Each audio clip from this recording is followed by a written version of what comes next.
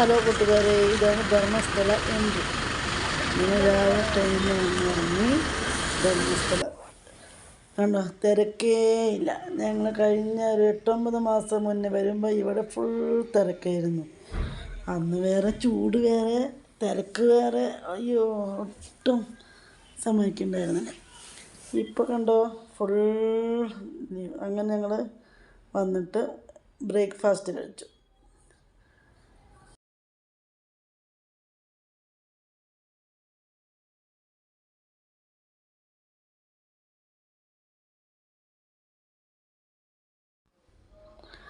ഇവിടെ എന്ന് പറഞ്ഞു കഴിഞ്ഞാൽ എല്ലാറ്റിനും ഫ്രീ ആണ്. നമ്മുടെ പേര് പോലെ തന്നെ ധർമ്മം ഫ്രീ ആണ്. ചെരുപ്പ്, ലഗേജ് ഒക്കെ ഫ്രീ ഉണ്ട്.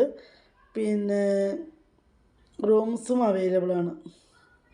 പ്രൈവറ്റ് ആയിട്ടുള്ളത് നമ്മൾ പേ ചെയ്യണം, അല്ലാതെ ദേവസ്വമകളിന് എല്ലാം ഫ്രീ ആണ്.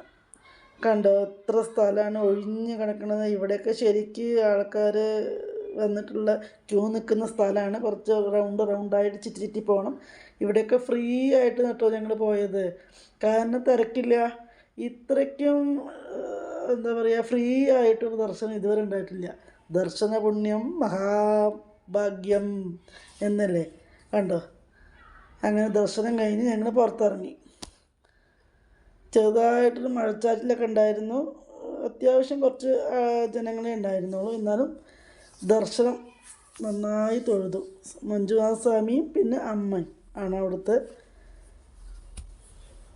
പൂജയ്ക്കുള്ളത്. അങ്ങനെ നന്നായി തൊഴുത് പുറത്തിറങ്ങി.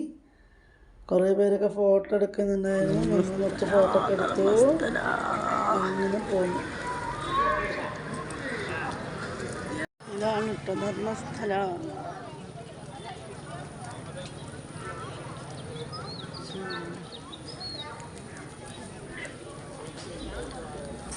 കണ്ടോ, ചെറുതായിട്ട് മഴ ആയതുകൊണ്ടേ വെള്ളം നനവ്.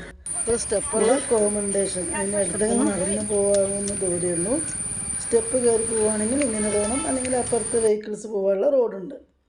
മലയുടെ മുകളിലാണ് ഒറ്റ കല്ല് കൊണ്ടുള്ള ഒരു ചില കോമൻഡേശ്വരൻ. ഇതാ കണ്ടോ, നല്ല ഉദ്യാനമൊക്കെ ആയിട്ട് നല്ലൊരു എൻജോയ്മെൻറ്റിന് പറ്റിയ സ്ഥലമാണ്. നമ്മൾ ഫ്രണ്ട്സൊക്കെ ആയിട്ട് വരികയാണെങ്കിൽ ഭക്ഷണം കൊണ്ടുവന്ന് സുഖമായി ഇരുന്ന് കഴിക്കാനും എല്ലാ സൗകര്യമുണ്ട്. നല്ലൊരു അറ്റ്മോസ്ഫിയറാണ്. ഇവിടെ 12 വർഷത്തിന് ഒരിക്കലൊക്കെയാണ് അഭിഷേകമൊക്കെ ചെയ്യുന്നത്. കാരണം അത്രയും ഹൈറ്റല്ലേ. ഇതാണ് കോമൻഡേശ്വരൻ.